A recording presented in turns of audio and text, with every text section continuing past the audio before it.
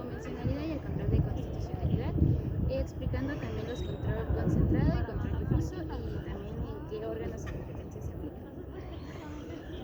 Bien, procedamos a explicar la tabla de control de constitucionalidad y control de convencionalidad. Empezamos con el tipo de control, el concentrado. ¿Qué se refiere? Es un modelo austriaco que se encomienda a un tribunal de jurisdicción única y excluyente en la materia. Por ejemplo, puede ser el Tribunal Constitucional o Suprema Corte. En este caso nos habla del Poder Judicial de la Federación. ¿Qué es? Con base en lo señalado por la Constitución mexicana, el Poder Judicial de la Federación representa al guardián de la Constitución, es decir, que es el protector de los derechos fundamentales y el árbitro que dirime las controversias, manteniendo el equilibrio necesario que requiere un Estado de Derecho. Ahora bien, también tenemos a las controversias constitucionales. Estos son juicios constitucionales de los que conoce la Suprema Corte de Justicia de la Nación y que tienen por objeto resolver si los entes soberanos a los que se refiere la fracción primera del artículo 105 constitucional actúan de conformidad con lo establecido en la Constitución. Bien, ahora qué son las acciones de inconstitucionalidad. Estos son juicios constitucionales de los que conoce la Suprema Corte de Justicia de la Nación y que tienen por objeto analizar la posible contradicción entre una norma de carácter general y la Constitución. Bien, ahora qué se refiere a amparo directo o uninstancial.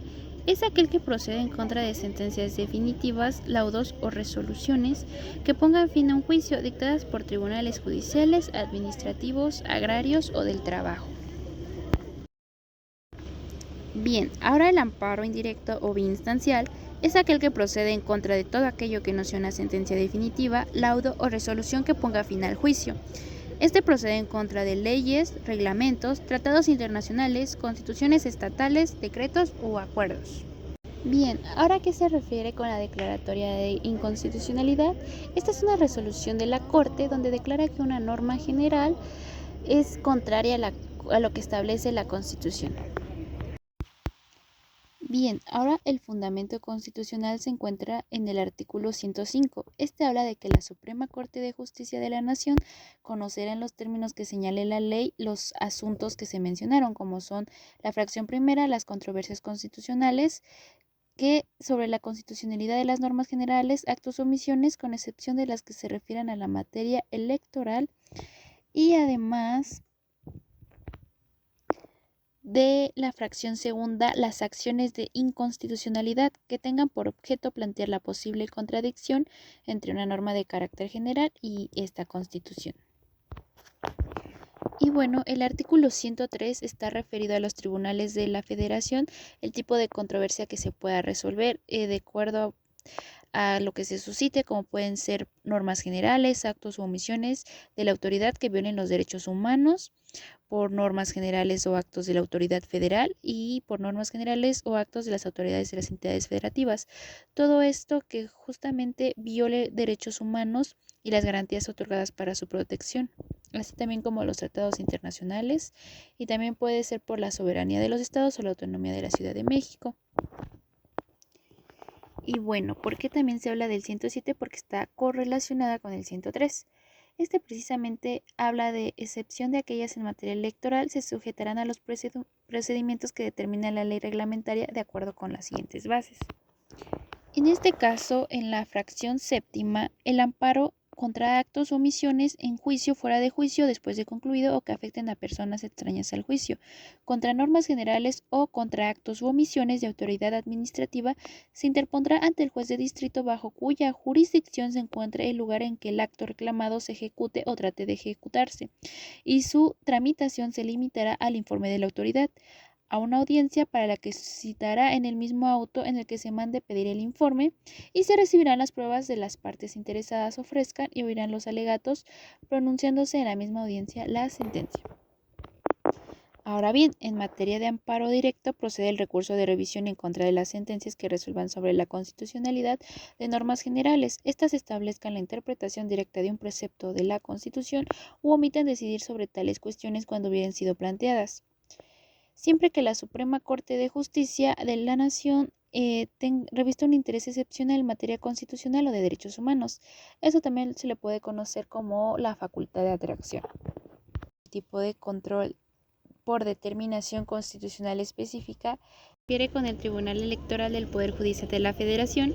Este es el órgano especializado del Poder Judicial y la máxima autoridad jurisdiccional en materia electoral. No conoce de acciones de inconstitucionalidad en materia electoral.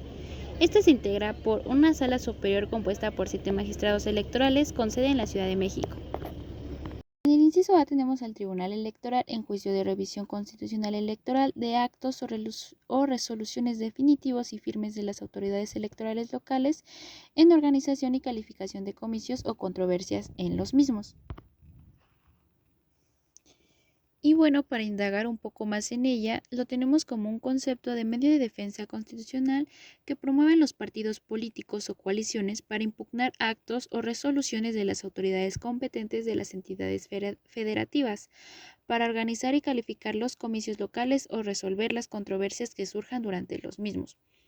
Su finalidad es revisar que los actos y resoluciones que emitan las autoridades de las entidades federativas en materia electoral se ajusten a las normas y principios establecidos en el orden constitucional. Y bien, encontramos su fundamento en el artículo 41. Este en sí nos habla de la división de poderes y lo que nos va a interesar es que también se refieren sus fracciones a los partidos políticos. Nos va a interesar es la fracción sexta, que nos habla que para garantizar los principios de constitucionalidad y legalidad de los actos y resoluciones electorales, incluidos los relativos a los procesos de consulta popular y de revocación de mandato, se establecerá un sistema de medios de impugnación en los términos que señalen esta Constitución y la ley. Dicho sistema dará definitividad a las distintas etapas de los procesos electorales, de consulta popular y de revocación de mandato, y garantizará la protección de los derechos políticos de los ciudadanos de votar, ser votados y de asociación, en los términos del artículo 99 de esta Constitución. Y bien, el artículo 99 nos habla del Tribunal Electoral. Será con excepción de lo dispuesto en las fracciones del artículo 105 de la Constitución, la máxima autoridad jurisdiccional en la materia y órgano especializado del Poder Judicial de la Federación, como diciendo esto en sus respectivas competencias. Y bien, en su fracción sexta nos habla de la organización del tribunal, de la competencia de las salas y los procedimientos para la resolución de los asuntos de su competencia, así como los mecanismos para fijar criterios de jurisprudencia obligatorios en la materia que serán los que determine esta Constitución y las leyes. El posible resultado es que no hay una declaración de inconstitucionalidad, solo inaplicación. Esto se ejerce de forma directa o incidental. Control difuso. Este es un modelo norteamericano en el que establece que todo juez, antes de aplicar la ley al caso concreto, deberá determinar si es contraria o no a la Constitución y en el caso de que lo sea, tendrá que inaplicarla, con el objetivo de proteger el principio de supremacía constitucional. El órgano y medios de control en el difuso están los restos de los tribunales, como serían los federales, que son los juzgados de distrito, y tribunales unitarios de proceso federal y tribunales administrativos, y los otros serían locales, que son los que se subdividen en judiciales, administrativos y electorales. Bueno, ahora dirigiéndonos al artículo 133 de la supremacía constitucional, este es un principio limitante el cual implica que existe una norma sobre la que no hay ningún precepto normativo de superior categoría ni nadie respecto de autoridades.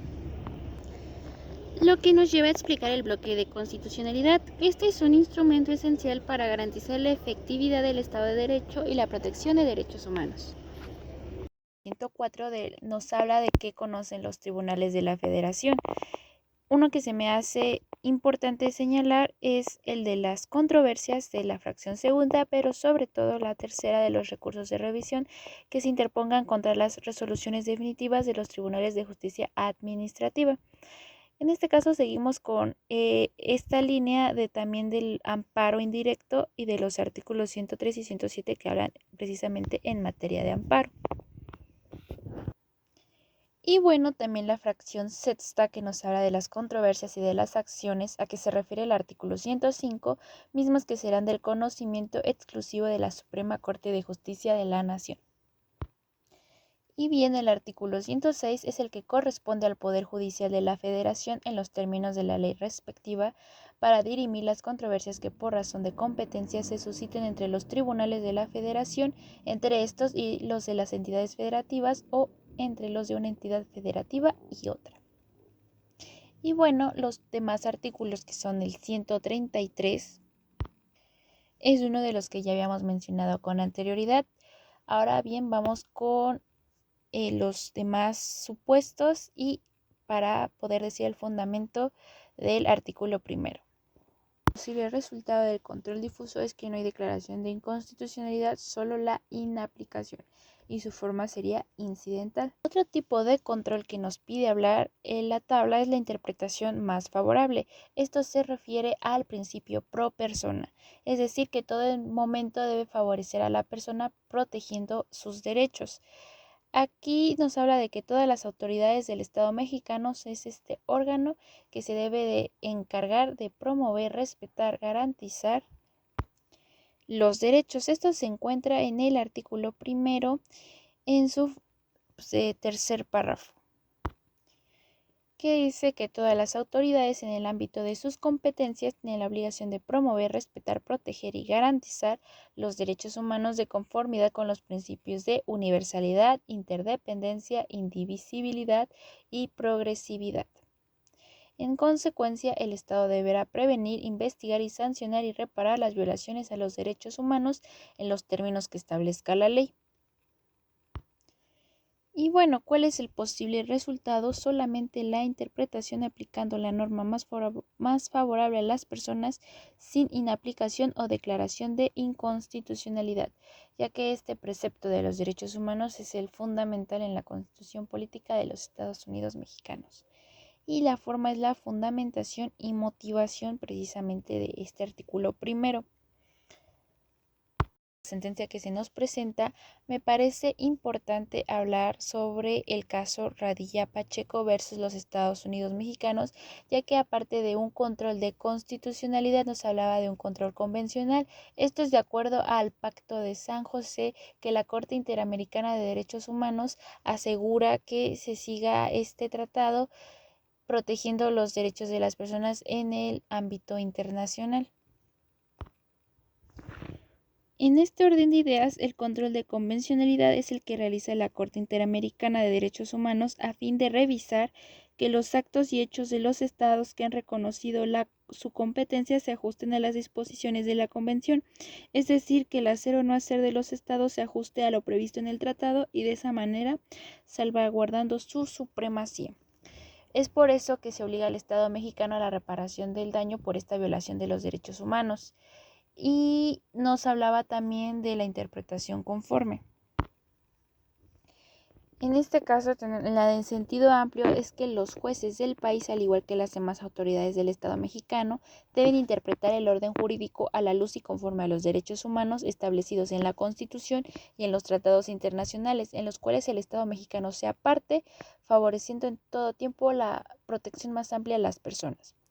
La interpretación conforme en sentido estricto es que cuando hay varias interpretaciones jurídicamente válidas, los jueces deben, partiendo de la presunción de constitucionalidad de las leyes, preferir aquella que hace a la ley acorde a los derechos humanos establecidos en la Constitución y en los tratados internacionales en los que el Estado mexicano sea parte.